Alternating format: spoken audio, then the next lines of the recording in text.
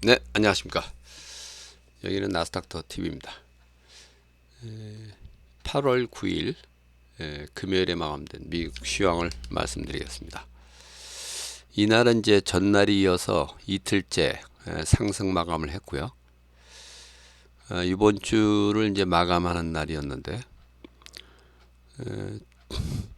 이번 주 이제 월요일만 하더라도 이제 3일째 이제 급락을 하면서 미국 시장이 완전히 이제 패닉 상태로 빠졌었는데요. 그 이후에 일본 이제 경기 침체 우려도 좀 완화되고 하면서 반등에 좀 성공을 했고요. 그 뭐 화요일 상승, 수요일 하락, 그 다음에 목금 이틀은 또 상승. 그렇게 하면서 이제 일단 이번 주 등락을 한 보합 정도로 마감을 할 수가 있었고요. 그러니까 이번 이제 하락이 경기 침체 우려가 이제 작용을 하면서 더 이상 이제 금리 인하는 이제 호재가 아니다. 그런 인식이 이제 폭넓게 이제 확산이 되면서 이제 급락세로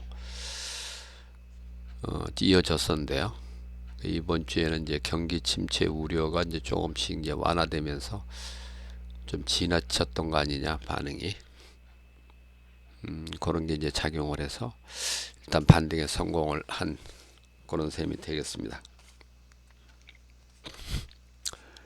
뭐 이날은 개장 초반만 하더라도 뭐 여기서 이제 계속 좀 급등락이 일어나는 개장 초에는 이제 약보합으로 출발해 갖고 급등 급락 급등 급락 막판에 이제 여기 이제 뭐 한 12시 이제 넘어서 1시 넘어서군요. 1시 넘어서 여기서 이제 급반등이 나오면서 근데 이제 이게 또 계속 이어지지 못했다는 거죠. 이어지지는 못하고 또 조금 또 고개를 숙이면서 이제 끝나갔고 이게 사실은 이제 좀 더 강하게 마감을 했으면은 나름 의미가 있었다고 봐야 되는데 막판에 좀 뭐 이렇게 이제 고개를 살짝 숙인 게 역시 시장은 뭐 아직은 그렇게 강하게 가기에는 아직은 어렵다는 거고요. 이번 주에 이제 주 초반에는 이 변동성 지수 빅수가 이제 아주 급등을 했다가 이게 이제 급락을 하면서 일단 마감이 됐습니다. 주간으로도 이제 하락을 했고요. 뭐 여전히 이제 작년 연말에 비해서는 뭐 많이 올라가긴 했습니다만은 그거하고 상관없이 이게 이제 주 초반만 하더라도 장중 뭐 40이 넘어갔었거든요 이게. 그랬다 주말 종가로는 이제 20.37 그런 정도로 이제 마감이 됐습니다. 이날 이제 종목별로 보면은 매그니피센트 세븐 중에서는 이제 엔비디아만 하락을 했고 여기도 뭐 역시 크게 의미 있는 그런 상승이라고 보기는 어렵고요. 테라픽 10에서는 이제 일라이릴리가 이제 이틀째 이제 급등을 하면서 뭐 사실은 이제 테라픽 10도 이 일라이릴리 빼면 사실 별 볼 일이 없었는데 일라이릴리가 워낙 이제 이틀째 강하게 상승을 하면서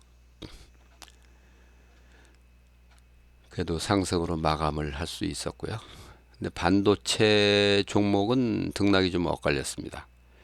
브로드컴은 올랐고 TSM도 올랐고 그런데 여기 보면은 뭐 엔비디아, AMD, 암홀딩스 뭐 이런 게 이제 전부 하락으로 마감을 할 정도로 그래서 필라델피아 반도체는 주요 지수 중에서 요거는 이제 하락으로 마감했고요.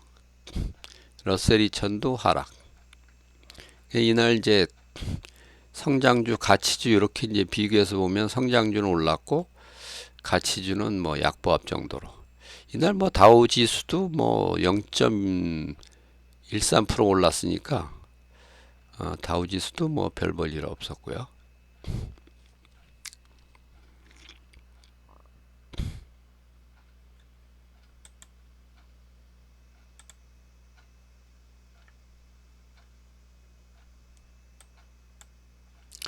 요게 이제 빅스가 아주 이번 주에 극적으로 여기서 이제 급등을 했다가 일단 급락, 반등, 급락, 요런 흐름으로 이제 진행이 됐었고요.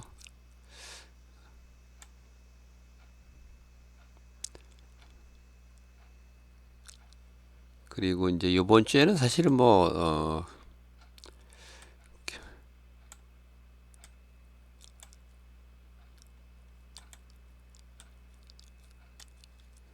경제 지표가 이제 별게 없었는데요. 이번 주에는 특별한 뭐 경제 지표라고 할 만한 게 별게 없었는데, 다음 주에는 이제 CPI 지표 발표가 있습니다. 다음 주 수요일 날. 화요일은 이제 PPI, 그다음에 수요일 날은 이제 CPI. 이제 소비자 물가가 이제 어떻게 이제 나오느냐. 그다음에 이제 소매 판매 실적도 발표가 되니까 이번 주는 뭐 나름 다가오는 주는 이제 나름 좀 의미가 있는 경제 지표 안에서도 그런 주간으로 보시면 되겠습니다.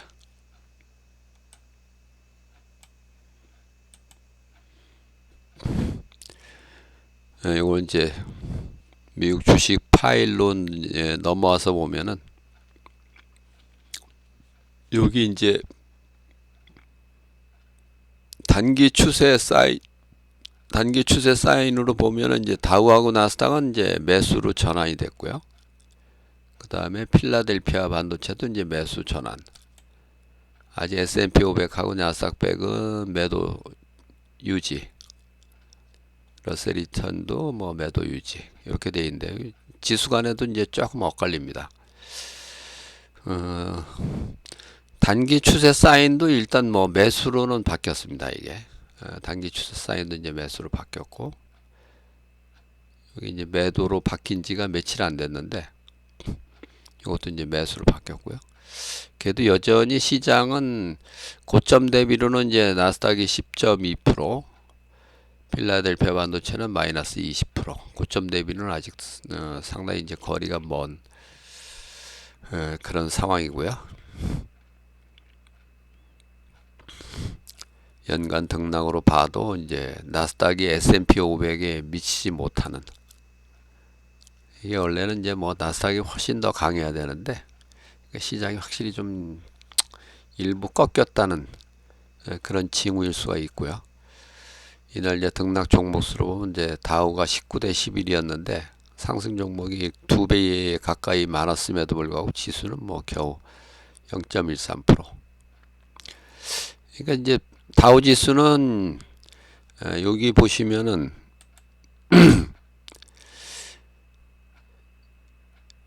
여기 이제 주가 평균식으로 하면 이제 0.17% 이렇게 되고요. 그 다음에 시총식으로 계산을 하면 이제 0.60%였거든요. 근데 이제 다우 지수는 이제 주가 평균식으로 하죠. 그래서 다우 지수의 경우는 주가가 이제 비싼 종목, 제일 비싼 게 이제 유나이티드 헬스고요.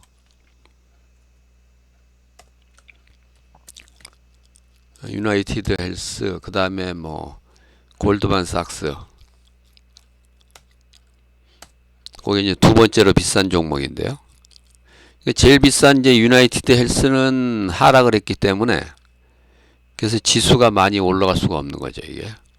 물론 이제 두 번째로 비싼 골드만삭스는 그나마 올랐고, 세 번째로 비싼 게 이제 마이크로소프트인데요. 이것도 이제 올랐고, 근데 이제 제일 비싼 종목이 1.32%가 이제 하락을 했기 때문에 이제 인텔이 이제 다우지수 구성 30개 종목 중에서 이제 인텔이 제일 싼 주식이거든요.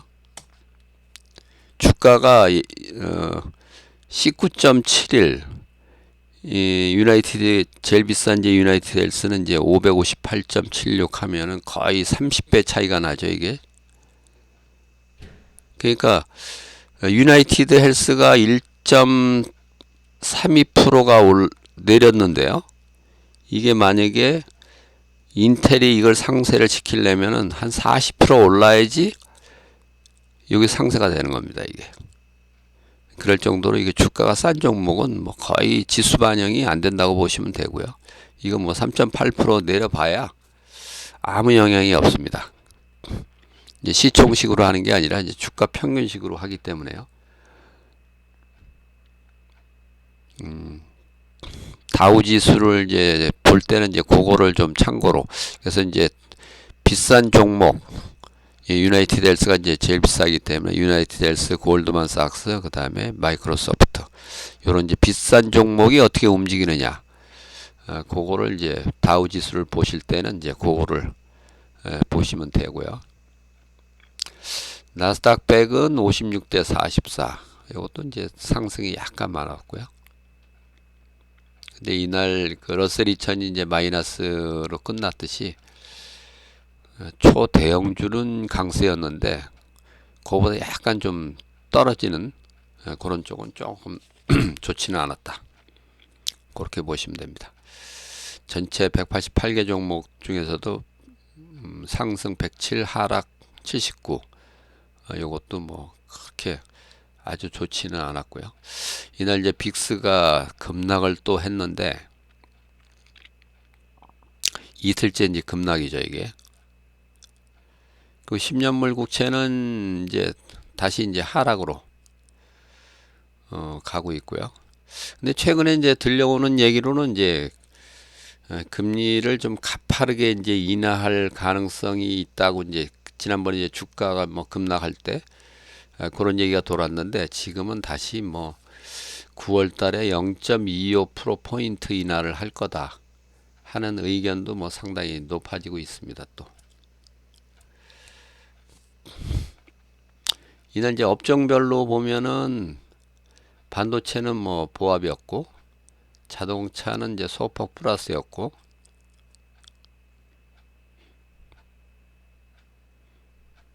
그다음에 바이오 헬스는 이제 일라이릴리나 노보 노디스크 같은 이제 그런 이제 비만 치료제, 그런 회사들이 좋았었고요.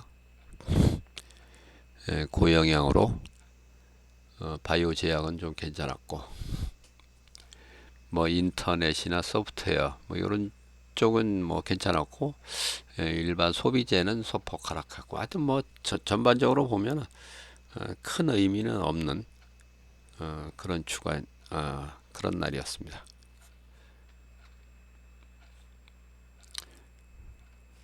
어쨌든 여기 이제 종목별 이제 추세 신호도 보면 이제 상승이 51에서 57로 6개가 늘었고, 하락은 이제 133에서 130으로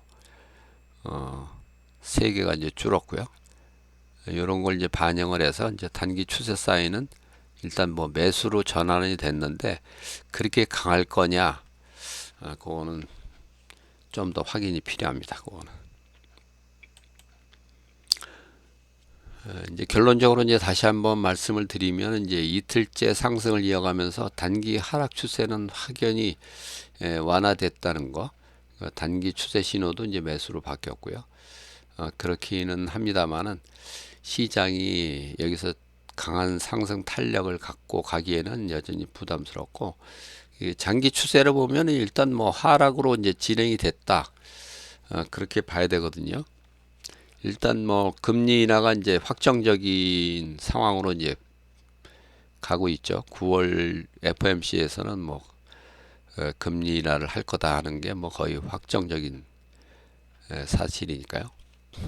근데 이제 역대로 보면 이제 금리 인하기는 주가 하락기다.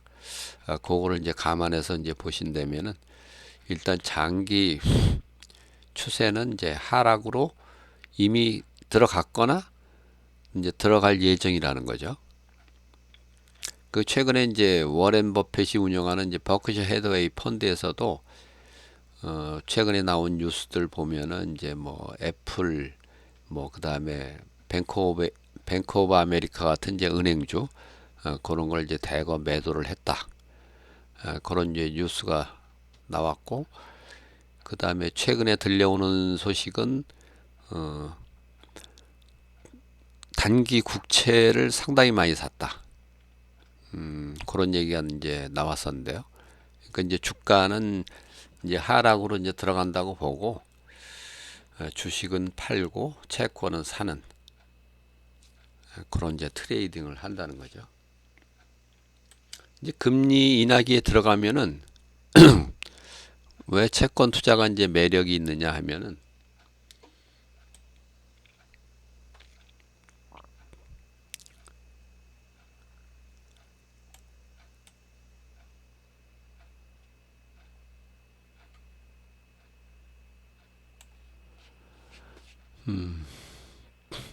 채권 가격하고 이제 금리, 채권 금리는 이제 반비례 관계거든요, 이게.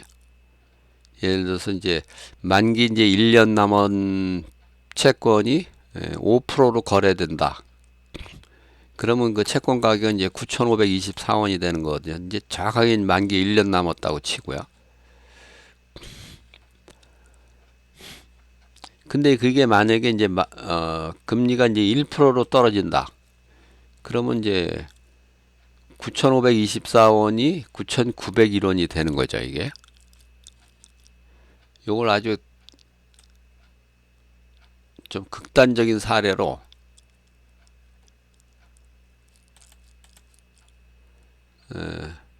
말씀을 드리면은 이제 만기가 딱 이제 1년 남은 채권인데 오전에 이제 5%의 금리로 이제 매수를 했는데요.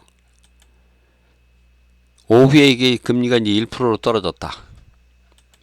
그럼 뭐 9,524원에 사서 9,901원에 바로 팔 수가 있는 거죠. 그럼 이제 377원에 이제 수익이 발생이 되는 건데요. 그러니까 이제 금리가 이제 내려가면은 채권 투자에 이제 매력이 생겨내는 거죠. 이게 물론 이제 만기까지 가져가면은 뭐 만기에는 이제 10,000원씩 이렇게 돌려받는 건데요. 10,000원씩 이제 상환을 받는 건데 중간에 이제 뭐 매매를 채권도 이제 중간에 얼마든지 매매를 할 수가 있으니까 이제 금리가 이제 인상하는 기간에는 금리 인상하는 기간은 이제 채권 가격이 계속 떨어지는 거거든요, 이게. 그러면 이제 중도에 매각을 하면은 손실을 보는 거죠. 채권이 금리가 이제 인하되는 요 기간에는 채권 가격이 이제 올라가기 때문에 중도에 매각을 하더라도 이제 이익이 발생이 되죠. 근데 이제 금리가 이제 내려갈 때는 이제 금리가 이제 금리가 올라갈 때는 중도에 매각을 하면 손실이 발생이 됩니다. 물론 이제 큰 기관 투자가 같은 데는 이제 만기까지 가져가는 경우도 많기 때문에 뭐 손실을 꼭 보는 건 아닌데 개인이 만약에 이제 채권 투자를 한다고 가정을 하면은 금리가 이제 올라가는 기간은 채권 투자를 하면은 이제 손실이 날 수가 있는 거거든요. 이렇게 아주 이렇게 극단적인 사례로 제가 말씀을 드렸는데 지금 금리 1%에 채권 금리 1%에 이제 채권을 매수를 했는데 그날 오후에 갑자기 금리가 5%로 올랐다. 그럼 9,901원에 샀던 게 이제 9,524원이 되는 거거든요. 요건 이제 중간에 만약에 내가 팔아야 되는 상황이 되면은 저렇게 이제 손해를 볼 수밖에 없는 거죠. 그래서 이제 금리 인상기에는 채권 투자의 매력이 떨어지기 때문에 상대적으로 이제 주식 투자에 몰리는 거고 반대로 이제 금리 인하기에 들어가면은 이게 채권은 어쨌든 만기까지 가면은 요 원금은 보장이 되는 거거든요, 이게. 그런 이제 안전자산인데다가 이런 추가 수익까지 발생이 될 수가 있기 때문에요. 금리 인하기에는. 그럼 이제 채권 투자에 이제 매력이 생기는 거죠. 지금 샀다가 예를 들어 5%에 샀는데 몇 달 후에 이제 그게 3%가 됐다. 그럼 뭐 여기서 팔아도 요 기간 뭐 이자도 있지만은 뭐 이게 이제 뭐 만기